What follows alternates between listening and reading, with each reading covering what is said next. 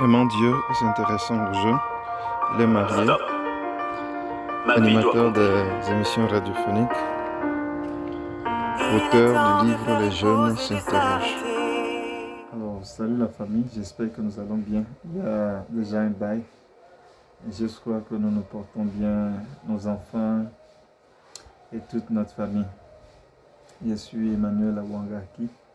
Quelle joie pour moi encore de partager avec vous cette nouvelle vidéo qui est la suite de cette série, disons, de réflexion que je suis en train de partager avec les parents, avec les éducateurs sur les différentes étapes ou stades de développement des enfants. Et nous avions déjà vu 3 étapes. L'étape de la petite enfance, l'étape de l'enfance, l'étape de l'âge préscolaire, et aujourd'hui nous allons voir l'étape scolaire. Et comme d'habitude, nous parcourons 6 éléments très importants. Nous allons parler de la vertu de l'enfant. Nous allons parler de la crise psychosociale que l'enfant peut manifester. Nous parlerons aussi des relations qui sont significatives pour l'enfant. Nous verrons l'attitude appropriée des adultes envers eux et surtout qu'est-ce qu'il faut faire attention, qu'est-ce que nous devons éviter dans nos attitudes envers ces enfants de cette tranche d'âge-là. Et donc, rapidement, nous allons déjà parler de la vertu. Il faut noter que à cet âge, l'enfant est caractérisé par la compétence. Donc, nous parlons d'âge scolaire. Donc, il quitte déjà sa famille et il doit aller apprendre de nouvelles choses. Il va apprendre à lire, il va apprendre à écrire, il va apprendre à s'exprimer devant les autres, il va apprendre à vivre avec les autres. Donc, son cercle social grandit. Donc, il quitte la cellule familiale pour aussi se socialiser avec ses camarades à l'école, avec les enseignants. Et même avant d'arriver à l'école, il peut croiser aussi la société. Donc déjà là, son cercle social a grandi, mais il est caractérisé par la compétence. C'est-à-dire qu'il peut découvrir déjà ce à quoi il est bon, ce dans quoi il est bon. Donc il découvre ses compétences, il découvre aussi ses insuffisances, ses faiblesses, en quoi il n'est pas trop doué. Donc il peut remarquer qu'il est doué dans certaines choses et pour d'autres choses il ne l'est pas. Au même moment, d'autres sont aussi doués dans des choses que lui, il est moins compétent. Donc déjà, il y a cette prise de conscience qui est là. Et nous pouvons même constater que ils sont compétitifs. Cela est lié vraiment à la compétence. Il voudrait faire mieux que tout le monde. Quand il arrive à faire quelque chose que les autres, il a envie de partager ça avec quelqu'un. Il a envie de s'assurer que c'est bien. C'est la même chose. S'il arrivait aussi qu'il n'a pas réussi, il a honte d'en parler. Et s'il arrivait qu'il y ait des gens qui se moquent de lui par rapport à cela, cela aura vraiment un impact, une influence, une répercussion négative sur lui.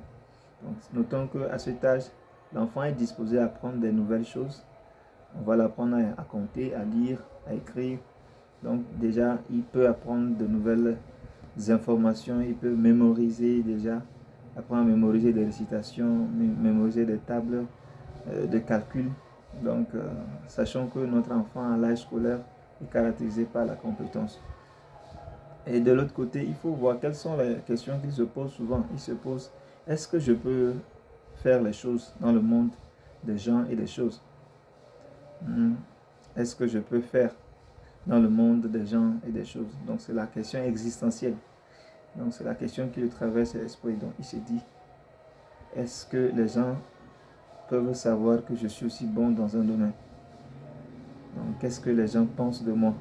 Qu'est-ce que les gens pensent que je suis capable de faire? Donc, est-ce que les gens m'apprécient? Est-ce que je fais bien les maths? Est-ce que je fais bien la lecture? Est-ce que je lis bien? Est-ce que je cours bien? Les activités manuelles, qu'est-ce que je sais faire? Donc, il voudrait bien se démarquer par rapport à ce qu'il est bon, dans les compétences dans lesquelles il est mieux. Donc, là, ce sont des questions qui lui passent à l'esprit. Et donc, nous, en tant qu'adultes, si nous savons que c'est ce qui le préoccupe, nous pouvons, dans notre façon d'agir, essayer de trouver les réponses et l'encourager à être satisfait de ce qu'il est en train de faire ou de ce qu'il est en train d'apprendre. Donc, il y a des choses pour lesquelles ce sera difficile pour lui d'assimiler si vite. Et il peut se rendre compte qu'il n'est pas bon. Et donc, si nous, les adultes, nous ne savons pas vraiment comment se prendre en tant que parents en premier lieu, parce que la relation parentale reste significative pour lui, même si d'autres influences extérieures s'ajoutent à cette relation, la relation parent-enfant reste très très importante. Et donc là, déjà, les adultes doivent réfléchir. Quelle est la crise psychosociale que l'enfant peut manifester? C'est qu'à cet âge, si les adultes ne savent pas se prendre, il peut manifester le sentiment d'infériorité. Ouais, donc, imagine qu'il revient avec une note de 0 et puis nous commençons par lui dire que mais vraiment, tu n'es pas intelligent, vraiment, tu n'as rien fait. Tu lui dis, mais d'autres ont eu combien? Ils ont eu 10 et toi tu as 0. Qu'est-ce que tu fous? Qu'est-ce que tu allais faire à l'école? Donc déjà ces propos, ça le casse, ça le détruit. Nous pouvons, en tant qu'adultes, nous sommes appelés à reconnaître que quand il ne fait pas bien quelque chose, lui-même déjà il est affecté. Quand il se rend compte que les autres ont mieux que lui ou ont fait mieux que lui. Et donc, c'est nous qui devons, au lieu de le terminer, comme on le dit dans le vernaculaire, au lieu de le casser, d'être celui-là qui va le casser, nous devons plutôt trouver, même dans sa faiblesse, dans son incompétence, qu'est-ce qu'il a fait de mieux pour pouvoir lui remonter le moral et lui donner le courage d'essayer à nouveau et de pouvoir aussi se perfectionner à la longue.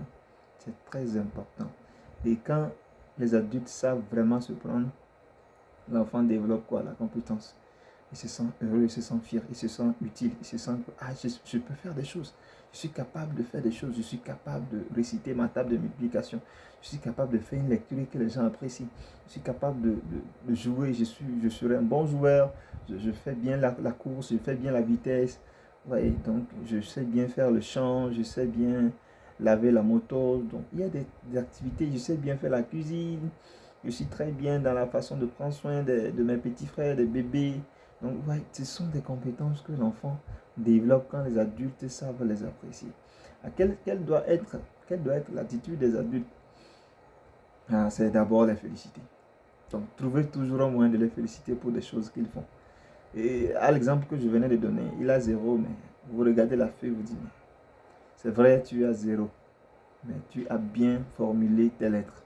Tu as pu écrire 1, tu as pu répondre. Je crois que prochainement, tu vas trouver les bonnes réponses. Je sais que tu vas y travailler. Oui. Donc, les adultes peuvent déjà les aider à acquérir le sens de la responsabilité. Ils peuvent comprendre que, tu vois, tu as 0. Mais je crois que si prochainement tu travailles encore, mais si tu apprends, si tu me permets de t'aider à apprendre à lire, tu pourras mieux lire prochainement et tu peux dépasser les autres. Ouais, ils aiment la compétition. Donc, déjà, cette façon de lui parler, ça le remonte le moral. Et surtout, le parent qui le dit, ça agit sur ça, ça a un impact positif sur lui. Ah, mais malgré que les gens, d'autres peut-être se sont moqués de lui parce qu'il a 0, mais il arrive, le parent trouve quelque chose de positif qu'il a fait. Ouais, tu as eu 0 en calcul, mais je me suis rendu compte que tu lis aussi très bien. Hein? Tu lis très bien, mais tu écris aussi très bien. Ouais. Si prochainement tu acceptes que je t'aide à mémoriser bien tes tables de multiplication en calcul, je crois que tu vas te perfectionner parce que tu es intelligent et je suis très fier de toi et je sais que tu vas y arriver. Ouais, donc ce sont des paroles qui vont l'encourager. Ça va l'encourager. Qu'est-ce que les adultes peuvent, en quoi les adultes peuvent les aider? La lecture, fais la lecture. Déjà apprendre à compter, la multiplication, l'addition, la division. Vous voyez, formuler des phrases, des bonnes phrases. Déjà augmenter son vocabulaire. Quand l'enfant lit, il augmente son vocabulaire. Ce n'est pas le moment de l'exposer à tout moment aux écrans. S'il plaît à Dieu, une émission prochaine, nous allons discuter de l'impact des écrans sur la vie des enfants. Ce n'est pas le moment de lui exposer les écrans, parce que les écrans, vous voyez, ça diminue son niveau de concentration. Ça ne lui l'aide pas à pouvoir comprendre les choses abstraites. Donc c'est le moment de l'aider à lire pour augmenter son vocabulaire, parce que ça continue de se développer jusqu'à l'âge de 9-10 ans. Ouais, il a besoin de se reposer, il a besoin du sommeil. Donc les adultes peuvent l'aider à déjà courir avec lui, jouer avec lui, ouais, l'aider à faire ses petits calculs, les travaux manuels, à la cuisine, travailler avec lui et trouver des occasions pour le féliciter pour ce qu'il arrive à faire. Et ça lui donne vraiment de la motivation et il peut s'engager vraiment à pouvoir aller plus loin. Donc voilà un peu ce que les adultes peuvent l'aider à faire. Les récitations, c'est très important. On peut l'aider à faire les récitations. Il récite, il mémorise des choses. En même temps qu'il mémorise, il acquiert. Ça devient une partie de lui. Ça développe sa compétence. Ouais, ça développe sa compétence. Donc il y a beaucoup de choses que les adultes peuvent faire avec eux qui va vraiment les aider à pouvoir développer leurs compétences. C'est le moment aussi pour nous de pouvoir s'assurer qu'ils connaissent nos valeurs. C'est le moment de profiter, de discuter de nos valeurs avec eux. Pourquoi est-ce que ces valeurs sont importantes? C'est le moment de les faire savoir les règles de la maison. Les règles de la maison, parce qu'ils vont affronter aussi les règles à l'école. Ils vont se rendre compte qu'il y a aussi des règles à l'école. On doit arriver à l'heure. Le sens de la ponctualité, le sens du sérieux, le sens du respect de l'autre, de comprendre qu'il a des limites. Il a aussi le droit de refuser aux gens de pouvoir avoir accès, rentrer dans sa cellule sans son autorisation. Donc, déjà, nous pouvons lui parler de nos valeurs, de nos principes. Et pourquoi c'est important d'avoir ces valeurs. L'adulte, qu'est-ce que l'adulte peut faire? L'adulte peut avoir un temps d'entretien, ne serait-ce que hebdomadaire, pour voir comment était l'école. L'idéal était d'avoir une journée ensemble, un temps ensemble par jour et voir comment ça s'est passé à l'école, qu'est-ce qu'il a aimé à l'école. Voilà, donc tout ça, ça va le permettre vraiment de se sentir aimé, de voir que les adultes sont en train de le pauler, l'encourager à aller plus loin, à développer les compétences qu'il a en lui. On continue. La relation significative pour lui, c'est les camarades. Les camarades. Il apprend à découvrir les camarades. Au-delà du fait que sa maman reste importante, son père, sa famille, ils sont tous importants pour lui. Mais au-delà de ça, la camaraderie est aussi importante pour lui. Les parents doivent comprendre que l'enfant a besoin aussi de passer du temps avec ses camarades, de jouer avec ses camarades. Ouais, donc, il y a certains parents qui sont tellement rigides, ils ne veulent pas que les enfants puissent se socialiser avec les autres. Des fois, c'est l'orgueil social. On trouve que nous sommes assez riches. Nous sommes une famille tellement cultivée. Nous ne voulons pas que nos enfants fréquentent qui que ce soit. Non, je crois que c'est notre enfant, au-delà du fait qu'il doit développer son intelligence cognitive, il a besoin aussi d'apprendre à interagir avec les autres et de savoir s'il il a des compétences sociales, de vivre aussi avec les autres. C'est très important.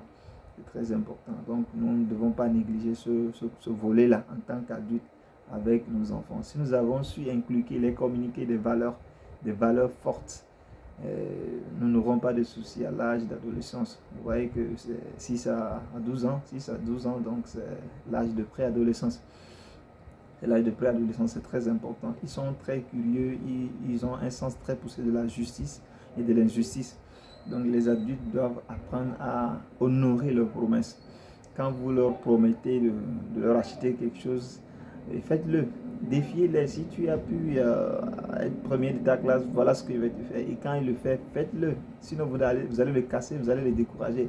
Il va se rendre compte que les adultes ne sont pas vrais, ne sont pas justes. Ils disent juste des choses, mais ils ne respectent pas.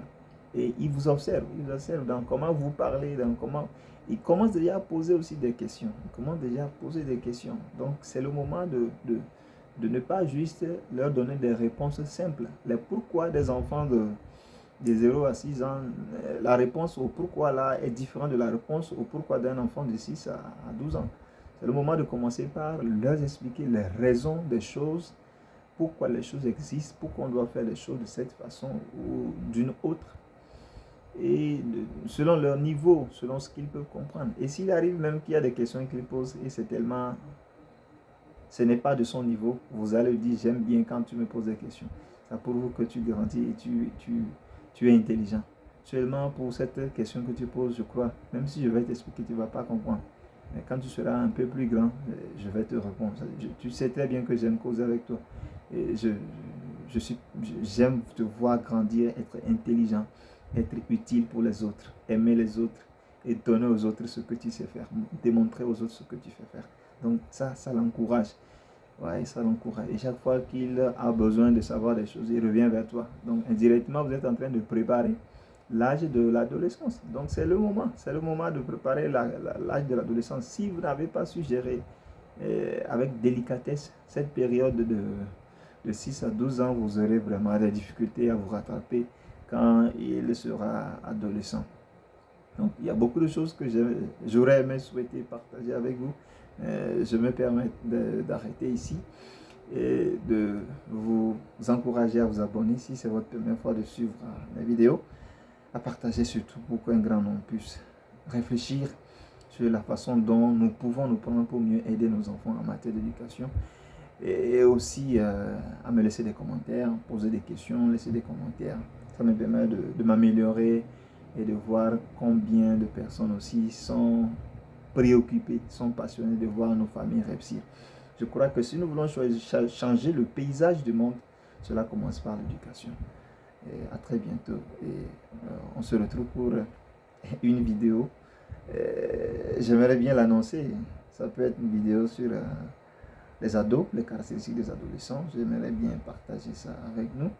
Ou une vidéo spéciale sur comment apprendre à aimer nos enfants, comment découvrir le langage d'amour de nos enfants. Alors, si vous voulez bien vraiment nous suivre pour une prochaine vidéo, je vous encourage vraiment à vous abonner, à liker et à laisser aussi des commentaires. On se dit à très bientôt. Aimant Dieu et s'intéressant aux jeunes, il est marié, Stop. Ma vie doit animateur continuer. des émissions radiophoniques, auteur du livre Les jeunes s'interrogent.